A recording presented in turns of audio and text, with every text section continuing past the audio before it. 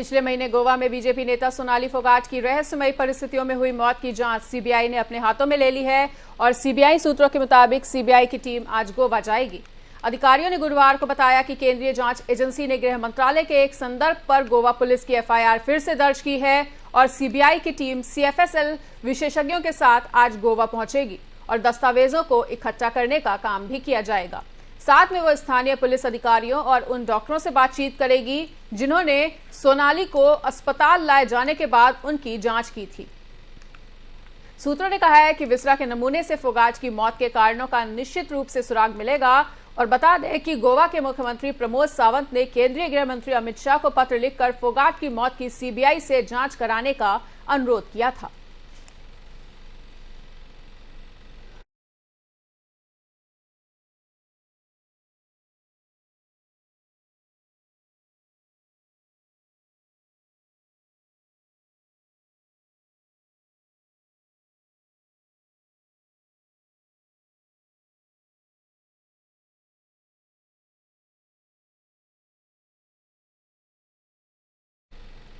कांग्रेस की भारत जोड़ो यात्रा के 8वें दिन केरल में राहुल गांधी ने बीजेपी पर जोरदार हमला बोला है और उन्होंने कहा है कि बीजेपी और आरएसएस की विचारधारा देश को कमजोर कर रही है। सुनिए उन्होंने क्या कुछ कहा। ഇന്ന് നാം രാജ്യത്ത് എവിടെ നോക്കിയാലും you see anger and hatred. നമ്മൾ കാണുന്നത് വിദ്വേഷവും വെറുപ്പുമാണ്. Instead of seeing Indians as brothers and sisters, Indian is seeing Indian as enemy. ഇന്ത്യയിലെ സഹോദരന്മാരായി കാണുന്നതിന് പകരം വ്യത്യസ്തമായിട്ടുള്ള വീക്ഷണത്തിലൂടെയാണ് ഇന്ന് ഇന്ത്യക്കാരെ കണ്ടുകൊണ്ടിരിക്കുന്നത്. The ideology of the BJP and the RSS, the ideology of hatred is dividing and weakening this country. ബിജെപിയുടെ പ്രത്യയശാസ്ത്രം വിഭജനത്തിന്റെയും വിഭാഗീയതയുടെയും പ്രത്യയശാസ്ത്രവും വെറുപ്പിന്റെയും വിദ്വേഷത്തിന്റെയും അതുവഴി രാജ്യത്തിന്റെ വിഭജനവുമാണ് ബിജെപി മുന്നോട്ട് വെക്കുന്ന പ്രത്യയശാസ്ത്രം. And they are taking away India's biggest strength. ഇന്ത്യയുടെ കരുത്ത്, ഇന്ത്യയുടെ ശക്തി അവർ ഇല്ലാതാക്കിക്കൊണ്ടിരിക്കുന്നു.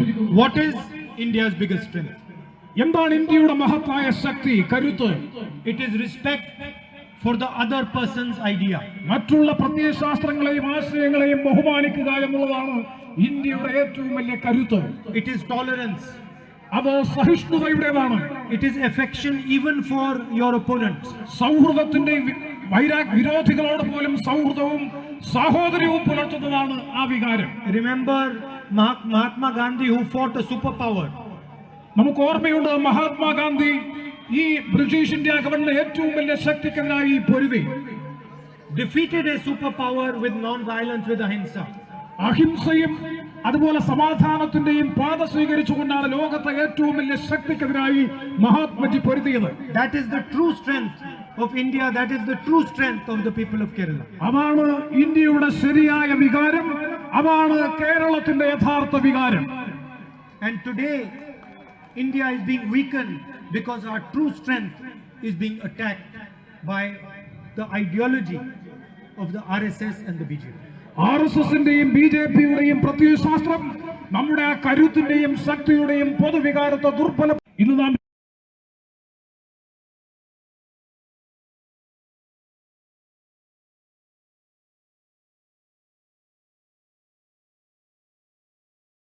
झारखंड में जारी सियासी अनिश्चितता के बीच मुख्यमंत्री हेमंत सोरेन ने राज्यपाल रमेश बैस से मुलाकात की है और सीएम हेमंत सोरेन ने राज्यपाल से चुनाव आयोग की सिफारिश की एक कॉपी उन्हें भी उपलब्ध कराने और जल्द से जल्द फैसला करने की अपील की है। इससे पहले राज्य में जारी राजनीतिक अनिश्चितता पर स्टैंड क्लियर करने की मांग को लेकर जेएमएम कांग्रेस को एक प्रतिनिधिमंडल भी राज्यपाल रमेश बैस से मिल चुका है और सीएम हेमंत सोरेन ने ट्वीट कर कहा है कि आज राजभवन में माननीय राज्यपाल श्री रमेश बैस जी मुलाकात कर राज्य में विगत 3 सप्ताह से अधिक समय से उत्पन्न अनपेक्षित और दुर्भाग्यपूर्ण परिस्थितियों की अनिश्चितता को दूर करने हेतु पत्र भी उन्होंने सौंपा, जिससे इस भ्रम की स्थिति में बीजेपी द्वारा किए जा रहे अनैतिक प्रयास से उसे रोका जा सके। और बताना चाहेंगे कि हेमंत सोरेन ने मुख्यमंत्री रहते हुए रांची के अनगढ़ा में अपने नाम पत्थर खदान लीज पर ली थी। बीजेपी ने इसे ऑफिस ऑफ प्रॉफिट और जन प्रतिनिधित्व कानून के उल्लंघन का मामला बताते हुए राज्यपाल के पास शिकायत की थी।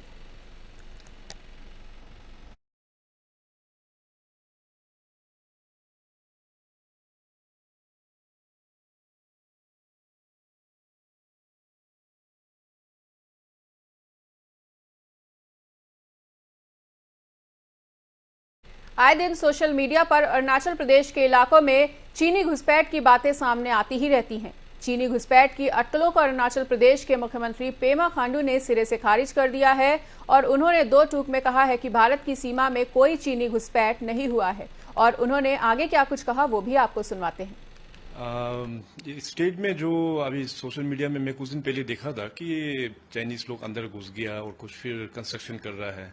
So I took it very seriously and immediately I have asked my deputy commissioner to send a report and also I have discussed the matter with our Indian Army also as well. तो साथ साथ not only this I have also spoken to the local representative also as well. तो वहाँ पे जो report जो आया है वो अपना टेरिटरी में घुसा नहीं है। जो भी एक्टिविटी चल रहा है वो तिब्बत चाइना में ही उन लोगों का अपना जगह में ही चल रहा है। This is all wrong news. देखिए ये खास करके उस जमाने में जो पहले 1950s में डेफिनेटली एक सुमदुरांग छू बोल के था वो अपना इंडियन टेरिटरी में, जिसमें अनफॉर्चुनेटली चाइनीज लोग घुस के वो लोग ने ऑक्यूपाई कर लिया। इसके बाद अभी पीएम नरेंद्र मोदी जी के लीडरशिप में जो इंफ्रास्ट्रक्चर डेवलपमेंट जो बॉर्डर में जो अभी चल रहा है, अभी कनेक्टिविटी का बात कीजिए या अपना आर्मी लोगों का जो इंफ्रास्ट्रक्चर का बात कीजिए, तो नाउ इट्स क्वाइट डेवलप्ड और हमारा जो फोर्सेस है वो अभी काफ़ी आगे में जाके पेट्रोलिंग भी करते हैं, वो लोग अच्छे से मॉनिटर करते हैं। तो जितने भी जो क्लेम्स जो करते हैं ओपोजिशन वाला कि अरुणाचल में चाइनीज लोग घुस गए, ये टोटली गलत है। बिल्कुल ऑन रिकॉर्ड में दावे के साथ बोलता हूँ कि ऑन रिकॉर्ड कि चाइनीज का इंट्रूजन अरुणाचल में बिल्कुल नहीं है। कंस्ट्रक्शन की जहाँ तक बात करें लोग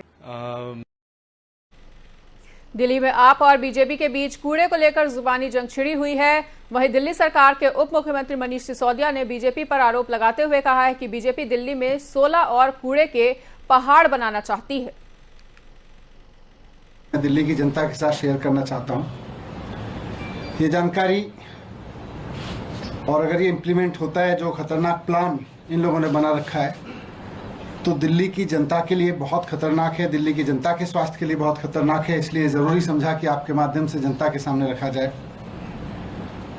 हम सब जानते हैं कि दिल्ली में कूड़े के 3 बड़े बड़े पहाड़ हैं।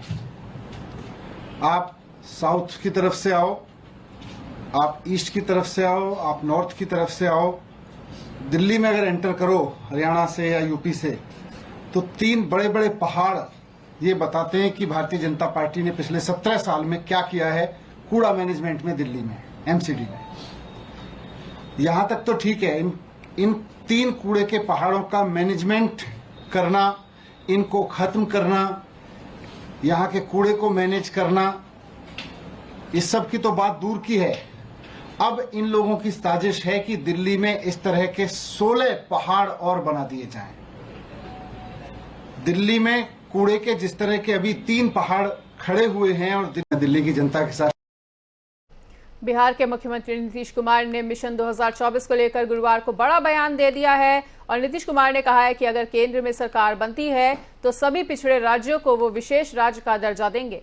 नीतीश कुमार ने गुरुवार को मुख्यमंत्री सचिवालय स्थित संवाद कक्ष में 7 निश्चय 2 के तहत ग्रामीण सोलर स्ट्रीट लाइट योजना के उद्घाटन के मौके पर यह बात कही और उन्होंने कहा कि बिहार के लिए ये विशेष राज्य का दर्जा मांगते हैं और मांगते ही भी रहेंगे। इस दौरान नीतीश कुमार ने बेगूसराय की घटना को लेकर कहा कि आपस में प्रेम और भाईचारा बनाए रखें। कुछ लोग झंझट करना चाहेंगे, जानबूझकर कराएंगे। कोई किसी वर्ग का हो या किसी जाति का हो, स्त्री पुरुष हो, सबका ध्यान रखिए। इस दौरान नीतीश कुमार ने गिरिराज सिंह के बयानों को लेकर भी कहा कि इन सबके बोलने का कोई मतलब नहीं है। कल वो क्या बोलते थे और आज क्या बोलते हैं, कोई सेंस नहीं है। इन लोगों ने कभी लॉ एंड ऑर्डर को देखा ही नहीं है। छोड़े थोड़ी हैं कभी। विशेष दर्जा की मांग तो निरंतर हम करते रहे, पूरी सरकार की तरफ से करते रहे, सलाह कैंपेन चलाते रहे, हमेशा बोलते रहे। जब भी कोई मीटिंग होती रही, अब पटना यूनिवर्सिटी के लिए हम नहीं मांगे उनके सामने, तो खैर चलिए ना ये सब चीज। अगर सरकार का मौका मिलेगा अगली बार में इन लोगों की जगह पर, हम लोग जो चाह रहे हैं कि ज्यादा से ज्यादा लोग एकजुट होकर के अगर लगेंगे सरकार बनाएगी, तो जो सरकार बनेगी निश्चित रूप से पिछड़े राज्यों को विशेष राज्य का दर्जा क्यों नहीं देगी। हम सिर्फ बिहार की बात नहीं कर रहे हैं, कुछ अन्य पिछड़े राज्यों की भी बात कर रहे हैं जिनको मिलना चाहिए। क्या कर रहे हैं, छोड़े थोड़ी। बेगूसराय में गोलीकांड की घटना पर उप मुख्यमंत्री तेजस्वी यादव ने बीजेपी पर पलटवार किया है और उन्होंने कहा है कि यूपी में रोज अपराध हो रहा है, तो क्या वहां राम राज्य है? इस तरह का बयान से उनको बचना चाहिए। वो केंद्र में दो मंत्रालय उनके प्रभार में हैं और इस तरह का अगर बयान कर रहे हैं तो बहुत गलत बात है। अगर बीजेपी शासित राज्यों में अपराध हो रहा है तो वहां के मुख्यमंत्री अपराध कर रहे हैं क्या? वहां अगर रेप हो रहा है तो वहां के मुख्यमंत्री कर रहे हैं क्या? ये सब गलत बात है, गंदा बयान है। बोलने के लिए तो बहुत कुछ बोला जा सकता है, लेकिन आप कहाँ जा रहे हैं? लखीमपुर केस में बड़ा खुलासा होता हुआ नजर आया है और बताया जा रहा है कि लड़कियों की रेप के बाद गला दबाकर हत्या की गई और हत्या के बाद लड़कियों को फांसी पर लटका दिया गया। सूत्रों के मुताबिक लड़कियों की पोस्टमार्टम रिपोर्ट में गला दबाकर हत्या और इसके बाद हैंगिंग की पुष्टि की गई है और दोनों लड़कियों के शवों का पोस्टमार्टम किया गया है। यह करीब 3 घंटे तक चला और 3 डॉक्टरों के पैनल ने पोस्टमार्टम किया। वीडियोग्राफी भी कराई गई और इस दौरान महिला डॉक्टर और मृतक लड़कियों के परिवार के कुछ लोग भी मौजूद थे। दोनों बहनों के शव को परिजनों को सौंप दिया गया है और सूत्रों के मुताबिक पोस्टमार्टम रिपोर्ट में रेप, गला दबाकर हत्या की पुष्टि की गई है। पुलिस दोनों नाबालिग लड़कियों की हत्या के मामले में अब धाराएं बढ़ाएंगी, वहीं SC/ST एक्ट के तहत धाराएं बढ़ाई जाएंगी। हालांकि गैंग रेप नहीं लगेगा।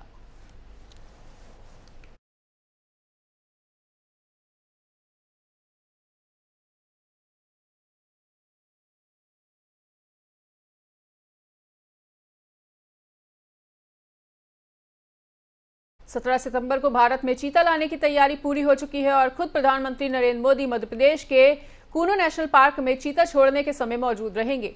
नामीबिया की राजधानी विंडहोक से 16 सितंबर को एक चार्टर्ड हवाई जहाज से 8 चीतों को भारत में लाया जा रहा है, जिनमें 3 नर चीते और 5 मादा चीते हैं।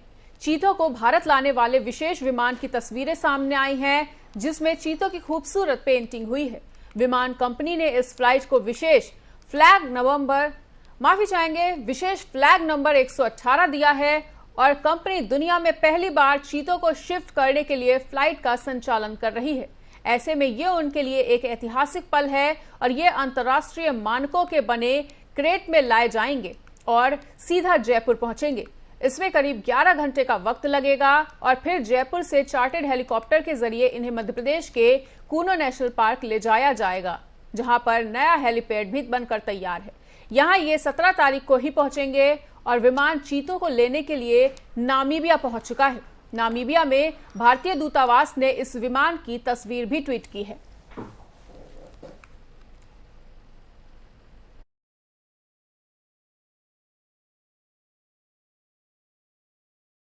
और फिलहाल इस वक्त के बुलेटिन में इतना ही। प्रदेश और दुनिया की बाकी खबरों के लिए देखते रहिए FM न्यूज।